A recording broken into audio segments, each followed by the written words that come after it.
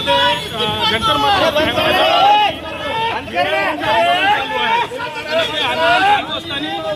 वंचित बहुजन आघाडीकडून महाराष्ट्र बंदचं आवाहन केलेलं आहे. आणि आपण बघू शकता परभणीमध्ये वंचित बहुजन आघाडीकडून परभणी बंदचं आवाहन केलेलं आहे. आपल्यासोबत काही पदाधिकारी आहेत त्यांच्याशी बोलणार आहे. आपल्यासोबत वंचित बहुजन आघाडीचे जिल्हाध्यक्ष आहेत. काय प्रतिक्रिया आहे? दिल्लीमध्ये इतकं मोठं आंदोलन चालू आहे. आज महाराष्ट्र बंद वंचित बहुजन आघाडीनं आवाहन केलेलं आहे. जंतर मंतरवर शांतपणाने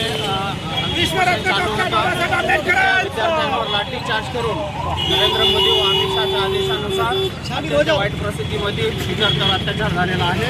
त्या निराशाने आदरणीय बाळासाहेब आंबेडकरांनी महाराष्ट्र बंदची हाक पुकारलेली आहे. त्या निषेधार्थ परभणी शहरामध्ये आम्ही शांतपूर्वक परभणी जिल्हा बंद केलेला आहे. आमच्यासोबत सर्व आंबेडकर चळवळीचे संघटना संस्था आहेत.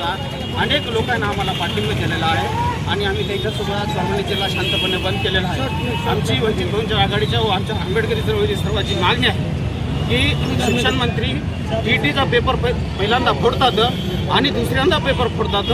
या पेपर फुटीमध्ये 26 विद्यार्थ्यांचा बळी गेलेला आहे आणि बळी गेला असताना बी जंतर मंतरवर शांतपणे आमचे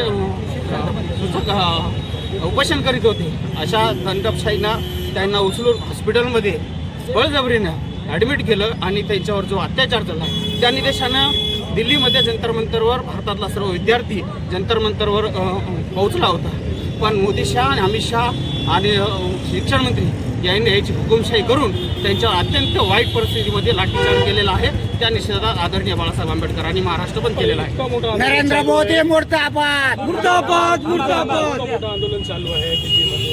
तिथे विद्यार्थी बसले आले आहे, सेलिब्रिटी बसले आले. आतापर्यंत शिक्षण मंत्र्याचा राजीनामा घेतलेला नाही. काय वाटतं? ही त्यांची स्वतःची हुकुमशाही आहे. नरेंद्र मोदी आपला कारभार चालवतो. अमेरिकेच्या राष्ट्राध्यक्षाच्या हाताखाली काम करून आतंकवादासारखा या विद्यार्थ्यावर लाठीचार्ज करत आहात. ही खरंच निषेध करायची गोष्ट आहे. जे विद्यार्थी तनामना दळातून शिक्षण करतात, देशाचे भविष्य आहे, अशा विद्यार्थ्यावर जर तुम्ही लाठीचार्ज करत असाल तर तुम्ही सर्वात पहिलं नरेंद्र मोदी आपली लाज वाटू द्या जीवाला आणि राजीनामा द्या. वंचित बहुजन आघाडीकडून पूर्ण महाराष्ट्रामध्ये बंद काढलेला आहे. याच्या पुढे काय पाऊल असेल? आदरणीय बाळासाहेब आंबेडकरांनी 23 जुलैला बंदचं आवाहन केलेलं आहे. आम्ही शांतपूर्वक आवाहन करीत आहोत. आमच्यासोबत आमचे सुधीर भाऊ असतील, आणखी सर असतील, सर्व असतील. आम्ही सर्व मिळून परभणीला आवाहन केलेलं आहे. पुढचे आदेश बाळासाहेबांचेपर्यंत आजचा दिवस आम्ही शांतपूर्वक परभणी बंद केलेली आहे. पुढचा आदेश बाळासाहेबांचा निश्चित तुम्हाला सांगतो.